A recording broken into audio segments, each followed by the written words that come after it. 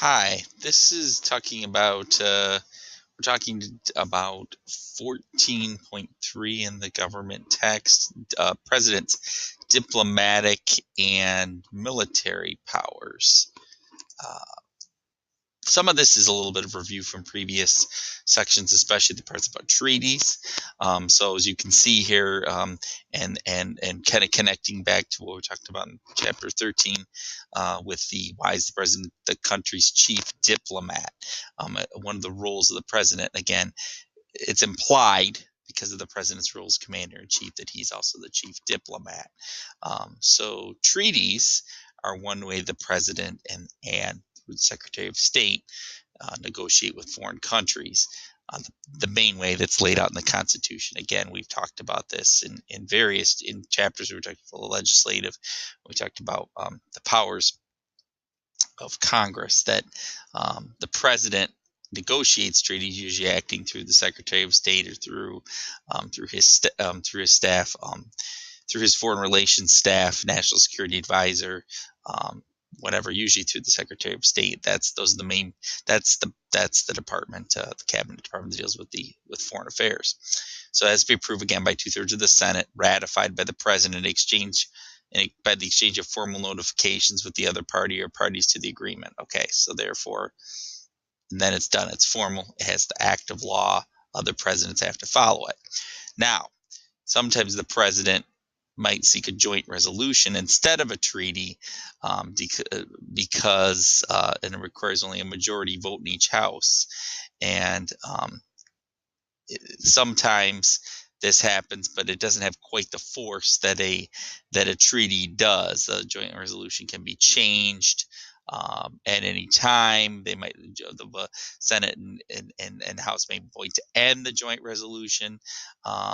It might vote on another resolution, whereas a treaty is much more lasting because it's much more difficult to get that 2/3 vote. So, and again, the other thing that the president does sometimes to get around the treaty process, because it's so difficult to get 2/3 of a vote of Congress, especially with the split parties, is to use executive agreements, as we've talked about before. So, executive agreements um, do not do not supersede federal law like treaties do, and even though they're binding in the U.S., they're not permanent. So, the next president can ignore it, as Trump did with agreements with Iran, with President Obama. So this can be non-nuclear agreements that he signed, where some of the non-nuclear agreements that Trump signs could be that were recognized by Trump with North Korea can be ignored by the next president because there was no treaty signed. There's no bind. There wasn't even a joint resolution made. So some of these executive agreements can be not binding, but they're much easier to get enforced at the time. The president also has the power of recognition. The power of recognition basically just means that he can acknowledge the existence of that country and its government. So, President Obama, for example, was the first to, since Castro became dictator of Cuba, and he died, and then his brother took over. He was the first to start having reopening diplomatic relations with Cuba. Same could be said for Nixon, after even Chinese. The communist Chinese, ever since the communists took over in China, we had cut off diplomatic relations with them after World War II. In 1972, Nixon made a visit there, and later on, they formally recognized China. So, as opening up diplomatic relations with them basically means we send representatives there through having an embassy there. So that's the idea of the power of recognition. Now, here's the tricky part. We're talking about military force. So military force is, how can Congress authorize the president to use military force without actually declaring war? There's actually not been a declaration of war since World War II, a formal declaration of war by Congress, as outlined in the Constitution. But joint resolutions of both the House and the Senate can be authorize the president to use military force. That's how they can do that. So they have to.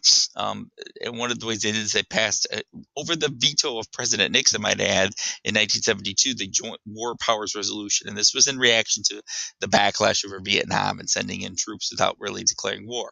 So it outlines 3 ways the president can order troops into combat. 1, if Congress has declared war.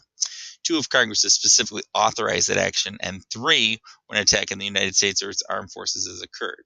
Now, one of the details of this is outlined is the president has 60 days to report to Congress, and Congress can continue to authorize the military action if they so choose. So this is one way that if something happens and the United States is attacked, then they have to the president can immediately react, but has to report to Congress within 60 days to continue funding for the military, or continue getting funding or permission for the military. If he does not, then the Congress can vote a joint resolution to end the military action. It hasn't happened, and there's some question of the constitutionality of this because the president has sole authority as commander in chief to oversee troops. But Congress does have oversight of whether we have wars or whatnot, and that's the the oversight of the check and balance on the president's power as commander in chief. Example of joint resolution that was passed when George W. Bush decided to go into Iraq in 2002, 2003. He had to get a joint resolution passed by Congress to authorize the use of troops to overthrow Saddam, saying that allegedly Saddam had weapons of mass destruction and was dangerous. So again, these are some ways that have evolved since the end of World War II that Congress can authorize military action without formally declaring war.